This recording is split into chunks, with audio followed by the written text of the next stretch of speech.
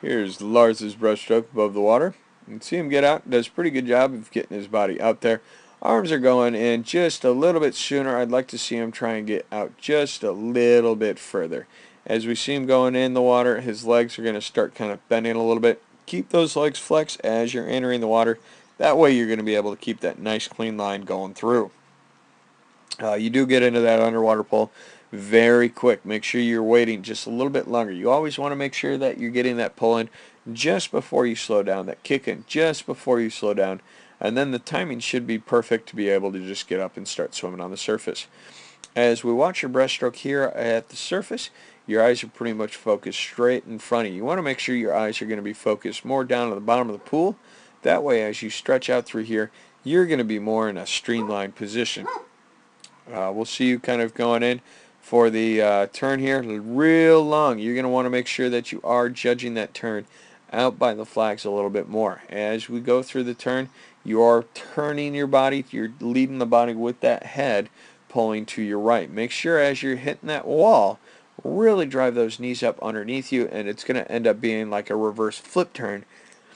The one thing you're going to want to make sure you do as your shoulders are going straight back and your feet are coming up towards the wall, your head is also going straight back, you want to make sure that you put just a little bit more pressure on that right hand shoulder so that you're going to be able to twist those shoulders around, and that will in turn pull your feet up to the wall at a slight angle. And then what's going to happen is you're going to be able to then push off on your side.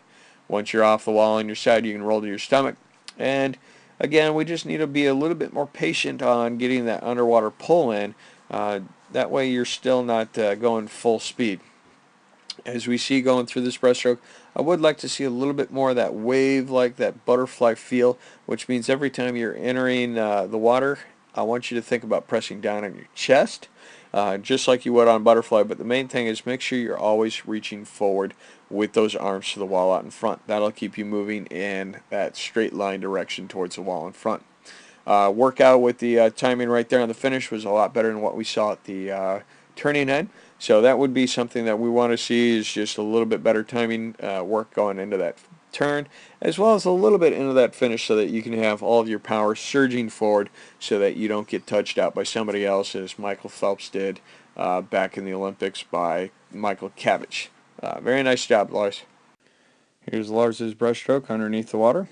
As we see him come in, he is going real deep. We want to make sure as soon as those hands are hitting the water, you're thinking about pointing those hands towards the wall out in front. You are getting into that pull real quick. You're moving fast, and now you're having to look up, and you're having to pull your body up real high. So be a little bit more patient, and then you won't have to glide nearly as long for that breaststroke. As we see, your eyes are still focused forward. Make sure get that head down so that you can be in a more streamlined position as you're going through. I like the pull you've got going on. You're really working on trying to squeeze those elbows together. As we look at the kick, you do get those feet out just a little bit wider than I would like to see. I'd like to see you actually try and tighten that up so that we can get just a little bit more power. As we're going through the turn, you are doing a pretty good job at trying to drive those knees up, but I would like to see you work on driving those knees up so you're getting a backwards flip in. As you do that, make sure with that right hand you're pulling back, kind of like you're pulling back on a bow and arrow, and that'll help rotate those shoulders so that you do push off on your side. Put that head down, and again, be a little bit more patient for that underwater pull.